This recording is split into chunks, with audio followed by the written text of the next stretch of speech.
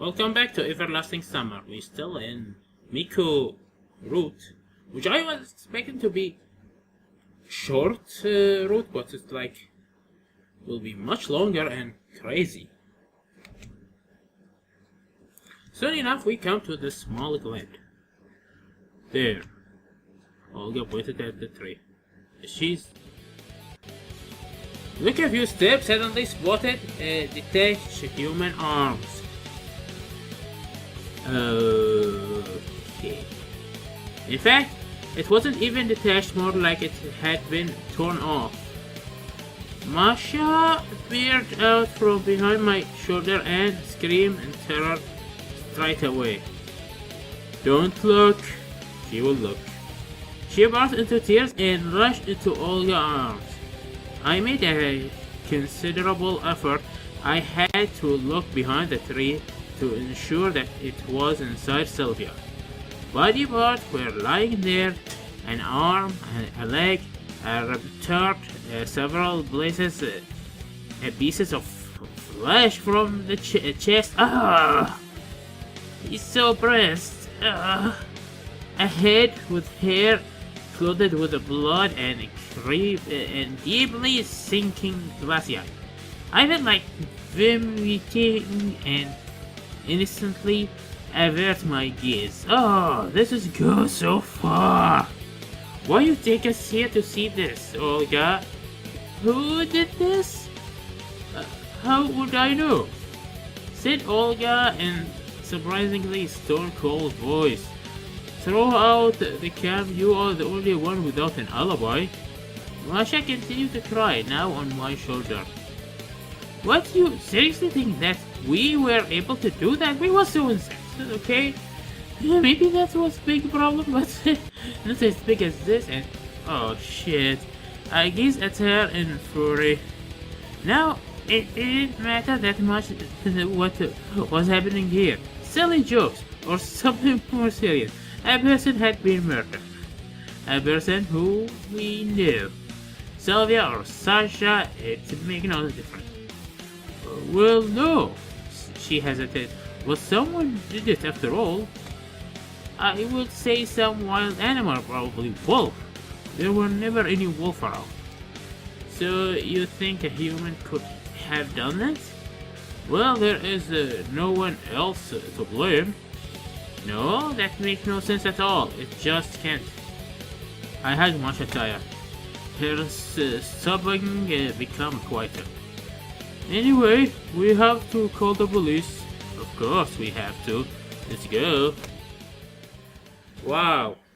So, even last night you didn't call them? Olga just hit the bottom of being incompetent. Last time happened the crime, you know about it last night, and you didn't call the police. No? Okay, let's call the police now. The district is centrally pretty far from the camp. The police won't get here anytime soon. Night was falling. I was sitting at the square and watched the sunset. Why a camp with so many people doesn't have a police officer or two at last? You know, kids can do crazy things. You need someone to manage them. Masha was sleeping in Olga's cabin. It all shocked her much more than us, for many reasons. There were two main questions in my mind. First, what is happening here? And second, who murdered Sylvia? Or Sasha? Anyway, who is the murderer? The first one could be postponed for the time being, but I still had no clue how to deal with the second one. Despite all the confusion, the conclusion of her being savaged by a wild beast seemed to be the most reasonable explanation. I don't care if there are any wolf here or not. It could even be a bear or a butcher, but certainly not a human. No one will be able to do something like that without additional tools. And the type of wounds made it clear that the unfortunate victim had been dismembered with bare hand for bow. Though it is true enough that an enraged human can gain nearly superhuman strength.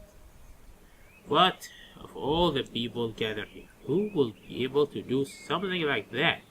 Router, Lena, maybe Olga? No, that's stupid. But even so, there were many children apart from them in the canteen at the square. But am I really going to interrogate every single one of them? This is the police job. That's job for the police, okay. Then, that there be afraid of. Maybe I am not afraid myself, but for Masha. Right, I need to check how she's doing. I was just about to get up when suddenly I sensed someone present. Okay, Lena, I very suspect of you because you look like a serial killer. I looked back and saw Lena. Oh, I didn't want to scare you. Oh, it's okay. Can I sit here? Okay, but a little bit far, okay? Yes, sit down, please. She fixed her skirt with a neat move, sit down and start staring at the sunset. How sad this all is. Yeah, not much of a rejoice about. What do you think? Who would have done that? How should I know? Certainly not me. No, it's not like I suspect you or anything. She began waving her hand in funny manner. Well, thank for that. I smirked sadly. But that must be done by very cruel, very evil person. There are, by the way. Where's Juliana? This is a good question for this time. Well, not necessary. Dina glanced at me in confusion.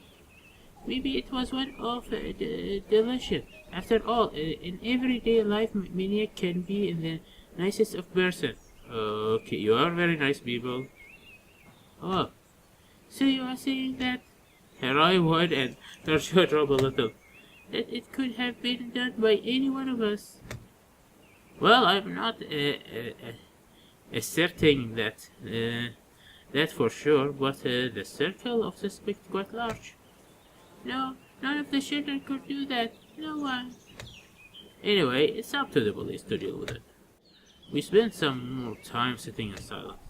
I was about to leave when Lena suddenly whispered, Or could you... What? Okay, this is a creepy face. An unnatural grin appeared on her face. A devil grin, so I thought. Could you have murdered Sylvia? Of course not. But you two didn't get along very well. Really? Why do you think so? We were getting along just fine. It suddenly became clear that Lena most likely is not talking about me. More precisely, not the me from yesterday, and not the Sylvia whose name is Sasha. I was sure about that. No, it wasn't me. We not sure because you are just jumped to this guy. Maybe you was a serial killer, then jump personality into another world or something like that. Okay, relax. I'm not excusing you. She gave me a look, and for a second her eyes seemed red to me. Maybe it was just a reflection of sunset. I'm glad you got everything right, but it was you who said that everyone is worth suspicious. I didn't tell you to suspect everyone. I meant that we don't know who the criminal is yet. Okay. Oh, I see. Well, I hope I don't become the next victim. Well, go to your room. Lena said loudly and burst into laughter. Oh my god, she's the crazy one. She's banana. The way she did it gave me a creep. Okay, it's time to go. She got up and swiftly left the square. I chose not to linger and headed to Olga's cabin. It was now completely dark. Masha was still sleeping, so I decided not to wake her and quietly climb in the next door. Our director or the camp leader is a local resident keep referring to her was still nowhere to be seen. If she enter now, it will all get very uncomfortable. Well, it might at the very last. Anyway, who cares? A person has been murdered. It's not the time for such a trifle. And anyway, we still have to find out what's going on. Why does everyone keep acting like they are pioneers? It seems to me that until it becomes clear who is the real criminal is, this whole ridiculous carnival won't stop. The real question was, what is the cause and what is the effect? Either everyone keep pretending because Sylvia was a murderer. I still couldn't accept that Sasha was a victim, so I have kept telling myself that it was indeed Sylvia, or Sylvia was killed because everyone keep pretending. Damn it, I get lost entirely, and such a brainstorm is not going to get me anywhere. The door cracked faintly. Curiously, I rose my eyebrow a bit and pretended into the darkness. A few torture moments passed, but ultimately no one came in. Well, I guess it's no use to just lie down and wait. Right now, it's probably just the wind blow or something like that. But this late at night, when everyone is asleep, I stood up, grabbed my torch in the dark, and looked around. It was hardly probably that I might find something that could be used as a means for self-defense here. But I at last had to give it a try. Ramming through the cabin content, I stumbled upon the locker drawer inside the cabinet. Sure, I love to find a gun, or at least some kind of heavy crowbar there. However, I totally understood that I really shouldn't hold my breath for one. But it had to be locked for a reason. I pushed the cabinet for the wall is where exactly on the back side the drawer was, and give it sharp and precise so I would not wake Masha. Kick with my The blow cracked and something swelled from the drawer. Underwear, maybe underwear, matches. Oh, there might just come handy. I shovelled the matchbox in my bucket, and some moment I heard some strange noise from outside the door, as if some wild animal was scratching on it. Surely, if there is a real criminal, I want to stand a chance against him. But one shouldn't shrug off the possibility that it was the work of a local pioneer, who may have gone crazy or who was just insane from the start. Anyway, I should be still able to knock out any of the local residents, even if he come at me with a knife. Thinking about a weapon give me the creep. No, I shouldn't be so overconfident. If I get into the encounter with someone who is, for example, armed with a knife, then I must shut the door, barricade all the entrance, and wait for help. You probably couldn't get hold of the firearm here. Although, the door cracked once more and opened up about an inch. Whew, damn, I'm not good with horror movies, horror game, horror story in general, and I was not expecting a horror twist in this game, so I'm very uncomfortable right now. Just to be watch out that shit. I close my eyes for a second and Violet pull it open. Gather all my strength. Alicia, are you crazy too? I heard a cork scream and saw Alicia spirit dodge on the doorstep. Oh, just you. I have the sign of relief. Don't scare people like that. Want me to give me a heart attack? She got up, dusted her clothes off slowly, and glanced at me guiltily. I'm sorry. It's fine, just it could be dangerous to walk alone around the camp during the night. What with all the stuff that happened? I stopped shortly. Happening?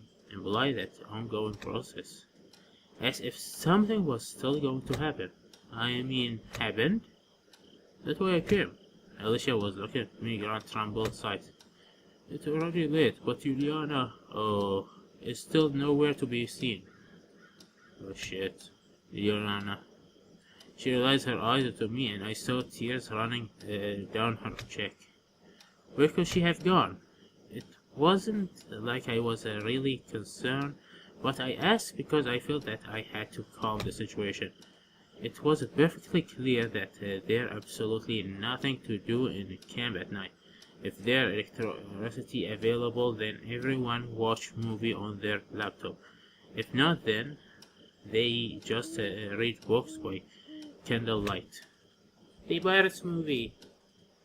Wandering under the moon shouldn't be the list. I don't know. Okay, let's think through it without any fuss. I walked over the table and picked up the clock. It's midnight. Sure, everyone should be already in their cabin by this time. I scanned through, suddenly flashing through my mind. Where's Olga? Let's go outside and talk there. I don't want us to wake up Miku. As we went out, I took a place by the stairs and started to think. Alicia stood beside me, wearing her hand with a pained look on her face, as she watched a full moon rise. We have to call the police. We already called them. But back then it was only Sylvia, and now it's also Juliana. And Olga, have you seen her? No, but what does she do? I suppose in tears. We still don't know anything, but nevertheless, it's clear that there's something going on here. Even if they're not just pretending to be pioneer and something really has happened to the world. Right now, I could have quite a good chance of departing from it without getting any answer for my questions. So I have to focus on survival. Survival? The word hit like a sharp pain to the back of the head. Survival. Just yesterday I didn't need to give the slightest consideration to anything like that. The quiet summer night was raging over everything around us. Not a breath of wind, not a rust of grass or whisper of a moving leaf could be heard. Nothing. Just a reflection of the moonlight in the cabin windows. Spirits cloud up to the sky, and yet impenetrable darkness all around. They say that when you gaze into the abyss also gazes into you. And the gross hovers. This damn cricket are pulling a double shift on the jink. As if they are considered only duty. As the day shift went up, the night shift who got enough sleep began. Then the night one knocked off and I have to find someone instinctive after all. At last I can whip out a couple of divisions with any luck that could get me some quiet living space around the cabin. Sure, I can destroy them all. What the heck, there are probably more of them than there are humans in the entire world. Can you hear it? Alicia sat down and handled up against me. Her entire body was trembling. What? I shrank my tears. It seemed that somebody was slowly walking down the path of our cabin. I couldn't make anything out in the dark, but the step grew more and more audible with every second. Okay, don't sweat it. He won't dare to attack the two of us. I thought I wasn't really sure about that. If he had a weapon or something, my hand instantly started to search for something I could use to defend myself. Hey, sorry. Soon enough I found a piece of water pipe underneath a bench. It's not much help, of course. It's way too thick and uncomfortable to wade probably, but it is still better than going out empty-handed. That mere sight of a monstrosity will make everyone be themselves, most likely from laughter. That's nothing I can do. We as good as sitting duck here, so I'd rather move out toward the enemy. I couldn't say that I was bursting with courage and valor. In fact, it was quite the opposite. I was really freaking out. It just seemed that I had no other choice. I took a deep breath and slowly headed into the darkness. Soon enough, I could make out more feather of a strange, silly hope. Not a very tall, weird hairstyle skirt. That ought to be Lena. Oh, Lena. You crazy, aren't you? I lowered my guard. What are you doing here in the late of night? Lena's face was stained with tears. Come on. I led her to Elsia. As Lena was coming back to her senses, she tried to explain what happened. I was just sitting alone and it's already quite late but Miku is still missing. Yet what happened to Sylvia and I? Still just couldn't recognize the image of Lena as a stooping girl sitting in front of me with one that I saw in the square a few hours ago. With the grin of the devil and hellish flame of her eyes. Maybe it was just my imagination, or maybe not. By any chance, do you know where Juliana and Olga are? She raised her surprising eye to me. No, why? Are they also missing? Yeah. Well, so far we can't be sure. Seemed odd. At first I didn't realize that she was addressing me. Huh? Don't you think that it was too quiet in the camp? It's night, everyone's sleeping, aren't they? I strained my eyes. Indeed, there were no sound besides this damn grosshopper. I mean, no sound whatever. What is this place usually like? Quiet? Whispering Lena. Quiet, but not that quiet. I couldn't let the girls fall into panic. I thought I was starting to freak out myself.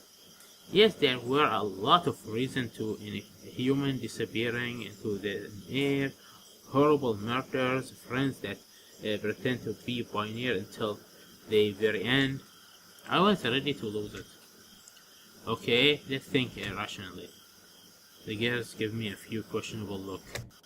People can't just disappear without trace. That mean? No, but it doesn't mean anything. Suddenly we heard a rustle of a bush behind the cabin. Fuck you, electronics! Before I could even grab my pipe, Rotter emerged from the darkness. Oh, here you are! He didn't seem to be all that concerned by all the stuff happening around. Oh Lord, stop jumping out at people like that. The girls are gonna have a heart attack at this rate. I thought I wasn't sure who was more frightening, them or me. Yeah, I apologize. Why have you come? Have you seen Shrek? We haven't. It looked like half of the camp just disappeared in the last few hours. Plus, it's too quiet around here. We noticed that already.